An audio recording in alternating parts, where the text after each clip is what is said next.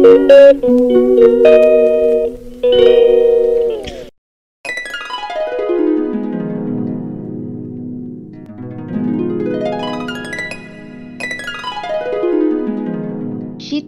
পা ফাটা একটা বড় রোগ, প্রায় মানুষের হয়েই থাকে। তো দেখো কি বিচ্ছিরি লাগে, তাই না? তো এর জন্য আমাদের যত্ন তো নিতেই হবে, আর দেখতে খুবই খারাপ লাগে। লোক সমাজে পা দেখাতেও লজ্জা লাগে। এর ক্রিম না মেখে চলো আমি কিছু ঘরোয়া পদ্ধতিতে কিছু টিপস তোমাদেরকে দেখাই।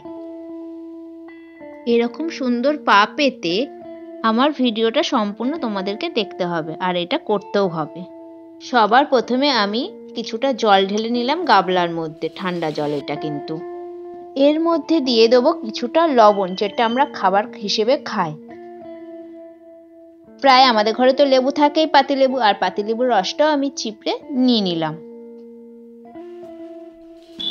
তারপর আমি এর মধ্যে দিয়ে দেবো একটা ক্লিনিক প্লাস শ্যাম্পু। তোমরা যে যেটা ব্যবহার করতে পারো, যেই শ্যাম্পু সেটা দিতেই পারো।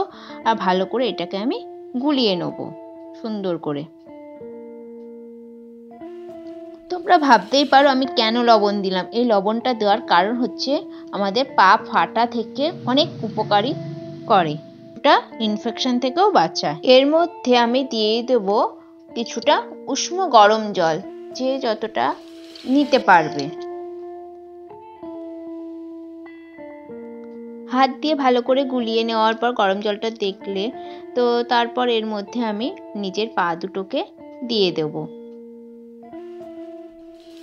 দেওয়ার পর দেখছি যে আমি নিতে পারছি, সেইভাবে 10-15 মিনিট এইভাবে ভিজিয়ে রাখতে হবে। এবং ঘরে তো থাকেই দাঁত ব্রাশ করার ব্রাশ, তো সেই ব্রাশটা নিয়ে ইউজ করতে পারো। আর যার ঘরে যেরকম আছে, দেখো আমার পাটা দেখো কতটা নোংরা এবং ফেটেছে।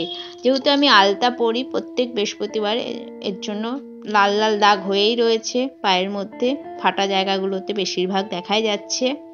আর সেটাকে ভালোভাবে পরিষ্কার করতে হবে 10-15 মিনিট ধরে।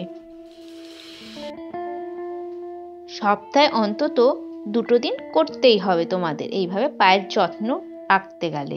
আর পা যদি খারাপ লাগে দেখতে, তাহলে একদম নেল পালিশ পরলেও ভালো লাগে না, তাই না বলো? সবাই তো আমরা মুখের যত্নই করি, পায়ের যত্ন আর কি করে করি, তাই না? তো আমাদের পায়ের যত্নটা তো করা দরকার, তার জন্য খেয়াল রাখতে হবে। আর প্রায় আমার 10 মিনিট ধরে পা দুটো পরিষ্কার করাও হয়ে গেল। পা দুটো প্রায় পরিষ্কার হয়ে গেছে এবং জল থেকে উঠিয়ে নিয়ে আমি পা দুটো ভালো করে মুছেও নিয়েছি। এবার তোমরা দেখতে থাকো এরপর আমরা কি করতে চলছি। আমার হাতে দেখতে পাচ্ছ এটা হচ্ছে গ্লিসারিন। তো গ্লিসারিনটা নিয়ে নেবো, হাতের মধ্যে ঢেলে নেবো। নেওয়ার পর আমি একটু সামান্য পরিমাণে জল নিয়ে নেবো, নিয়ে মিক্সড করে নেবো।